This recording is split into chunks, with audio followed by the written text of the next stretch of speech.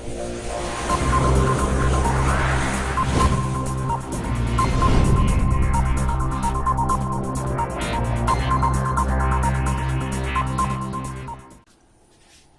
Friend, this is Sagar and welcome back to my YouTube channel SS study points.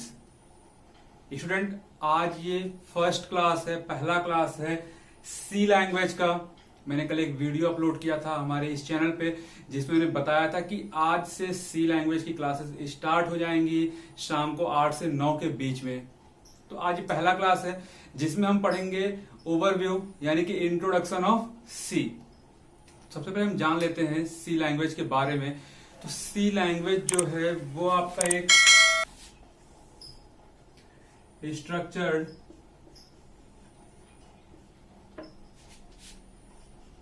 Structured general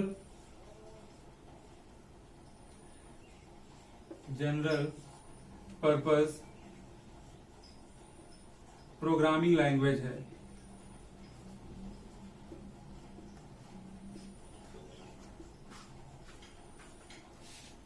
तो सी language है वो है structured general purpose programming language है।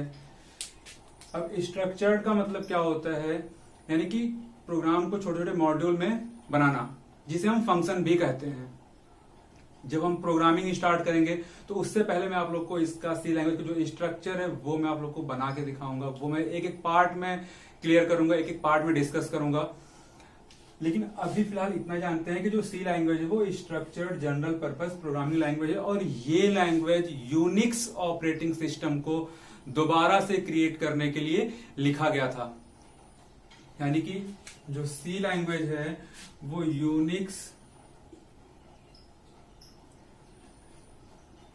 जो आपका यूनिक्स ऑपरेटिंग सिस्टम है,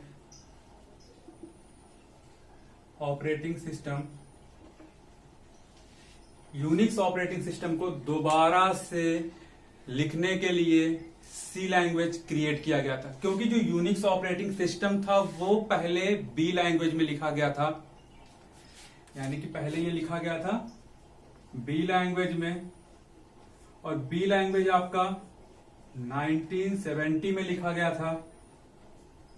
इसको जिन्होंने लिखा था उनका नाम था केन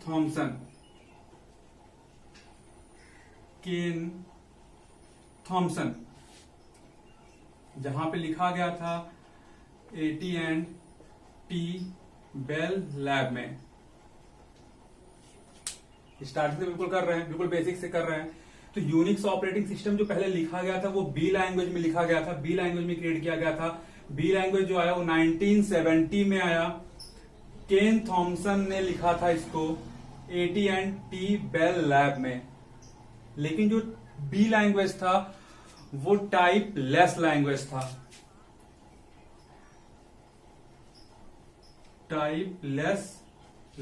था, यानी कि बी लैंग्वेज में डेटा टाइप का कोई रोल नहीं था। तो बी लैंग्वेज बहुत ज्यादा पॉपुलर नहीं हो पाया। तो इसकी वजह से फिर सी लैंग्वेज को लाया गया, सी लैंग्वेज को क्रिएट किया गया 1972 में यूनिक्स ऑपरेटिंग सिस्टम को दोबारा से लिखने के लिए। अब अगर हम सी लैंग्वेज की अगर हम बात करें तो ये हमारा 1972 में क्रिएट किया गया था। जिन्होंने क्रिएट किया था उनका नाम था डेनिस रिची। ये लिखा गया था AT&T बेल लैब में। तो ये भी लैंग्वेज AT&T बेल लैब में लिखा गया था, लेकिन जब क्रिएट हुआ 1972 में, क्रिएट करने वाले का जो नाम था वो था डेनिस रिची। तो ये था कुछ बेसिक इंट्रोडक्शन। अब सी लैंग्वेज की अगर हम बात करें तो सी लैंग्वेज आज भी उतना ही पॉपुलर है जितना पहले था जब ये क्रिएट किया गया था। और सी लैंग्वेज, हर लैंग्वेज का जो बेस है वो भी सी लैंग्वेज ही है, क्योंकि सी लैंग्वेज बहुत ज्यादा सिंपल है, बहुत ज्यादा सिंपल लैंग्वेज है सी लैंग्वेज। अगर हम बात करें जावा की, जो सी लैंग्वेज के बाद जो लैंग्वेज हमारे आए like Java, C++, C#, PHP, तो ये कहीं ना कहीं ये जो लैंग्वेज है वो कहीं ना कहीं सी लैंग्वेज के स्ट्रक्चर को, सी लैंग्वेज के सिंटैक्स को ही यूज करते हैं। इसीलिए किसी अदर लैंग्वेज को पढ़ाने से पहले हमें सी लैंग्वेज पढ़ाया जाता है ताकि बाकी की जो लैंग्वेज है वो हमारे लिए आसान हो जाए। तो ये था सी लैंग्वेज का बेसिक इंट्रोडक्शन। अब इसके हम फीचर्स देख लेते हैं कि इसके फीचर्स क्या हैं। तो अगर मैं यहां पे फीचर की बात करूं, हम यहां पे इसके फीचर्स देख लेते हैं। जो हमारा फीचर है, जो पहला फीचर है वो है कि ये बहुत ज्यादा सिंपल है। दूसरा जो फीचर है वो है पावरफुल है। अब अगर हम तीसरे फीचर की बात करें तो ये है कंपाइलर बेस्ड प्रोग्राम है। कंपाइलर बेस्ड है। फोर्थ आपका आता है स्ट्रक्चर्ड ओरिएंटेड। Structured oriented. फिर आपका ये केस सेंसिटिव है। केस सेंसिटिव, फास्ट है और इफिशिएंट भी है। इफिशिएंट भी है। तो ये कुछ फीचर्स हैं, और भी फीचर्स हैं, लेकिन ये कुछ इंपॉर्टेंट फीचर्स हैं। Like simple. सिंपल मीन्स कि ये जो सी लैंग्वेज बहुत ज्यादा सिंपल है।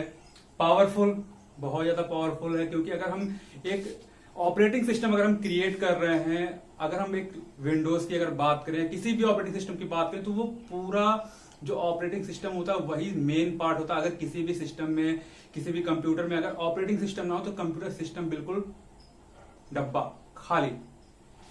तो इसी से अंदाजा लगना चाहिए कि अगर ऑपरेटिंग सिस्टम क्रिएट कर रहा हो तो ये कितना पावरफुल होगा। फिर आपका compiler based. Compiler based means कि जो भी हम प्रोग्राम करने के बाद जब हम प्रोग्राम को कंपाइल करते हैं, कंपाइलर का काम क्या होता है कि प्रोग्राम में जितने भी एरर्स होते हैं उसको रिमूव करता है। रिमूव करने के बाद उसको बिट में कन्वर्ट करता है ताकि कंप्यूटर आगे के प्रोसेस को कर सके। तो कंपाइलर होता है। कंपाइल के अलावा एक होता है इंटरप्रेटर, लेकिन हम इंटरप्रेटर यूज नहीं करते हैं क्योंकि जो इंटरप्रेटर होता है वो लाइन बाय लाइन रीड करता है और टाइम टेकिंग होता है, लेकिन जो कंपाइलर होता है वो पूरे प्रोग्राम को एक साथ रीड करता है, टाइम नहीं लगता है एज कंपेयर टू इंटरप्रेटर। तो इसलिए हम कंपाइलर यूज करते हैं सी लैंग्वेज में। तो ये कंपाइलर बेस्ड है, इसका ये भी एक फीचर है। फिर आपका स्ट्रक्चर्ड ओरिएंटेड। मैंने स्टार्टिंग में मैंने बताया कि स्ट्रक्चर्ड क्या होता है।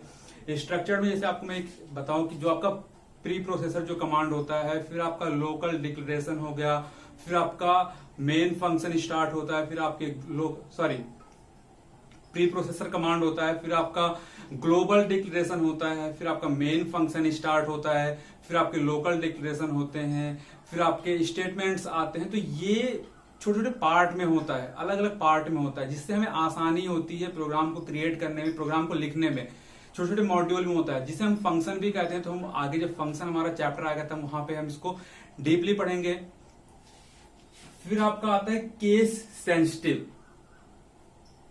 केस सेंसिटिव का मतलब मैं आपको बता दे रहा हूं कि अगर आप कोई वेरिएबल डिफाइन कर रहे हैं जो यूजर डिफाइन होता है, जो यूजर खुद से डिफाइन करता है। अगर आप एक वेरिएबल डिफाइन कर रहे हैं, सपोज आपने यहां पे ले लिया कैपिटल में अगर आपने एक्स लिया और आपने वहीं पे स्मॉल एक्स लिया, तो दोनों का मतलब अलग अलग है।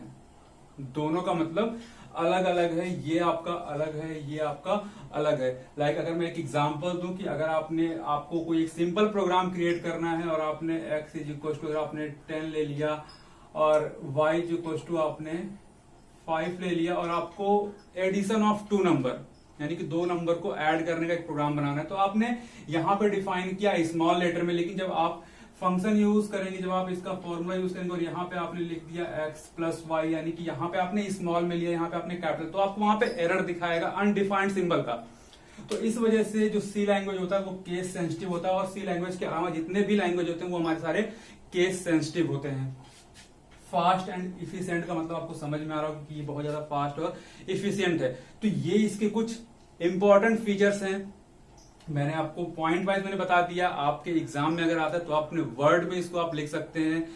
अब हम चलते हैं इसके यूसेज की तरफ। इसके यूसेज क्या है?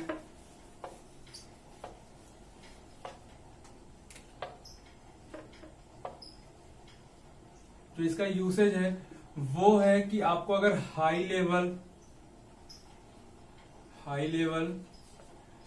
और low level application to create high level और लो लेवल एप्लीकेशन, यानी कि अगर जो आपका सी लैंग्वेज वो मिडिल लेवल लैंग्वेज होता है, मिडिल लेवल लैंग्वेज अगर आपको हाई लेवल या फिर लो लेवल के एप्लीकेशन क्रिएट करना है तो आप सी लैंग्वेज के थ्रू आप इजिली कर सकते हैं, क्योंकि सी लैंग्वेज हाई लेवल लैंग्वेज के एप्लीकेशंस को या फिर लो लेवल के एप्लीकेशंस को भी क्रिएट करने में ये एफिशिएंट है, ये सक्षम है। फिर दूसरा आपका जो पॉइंट आता है वो आता है टू क्रिएट ऑपरेटिंग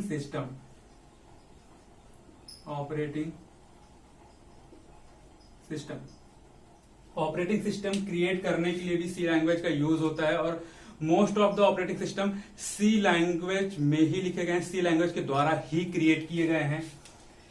फिर आपका आता है टू क्रिएट कंपाइलर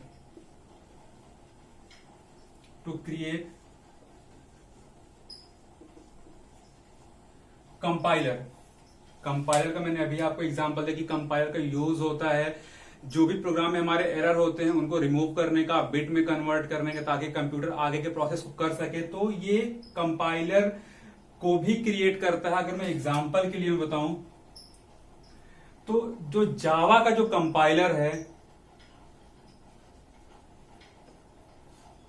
ये है जावा का कंपाइलर, यहां पे मैं लिख दे रहा हूं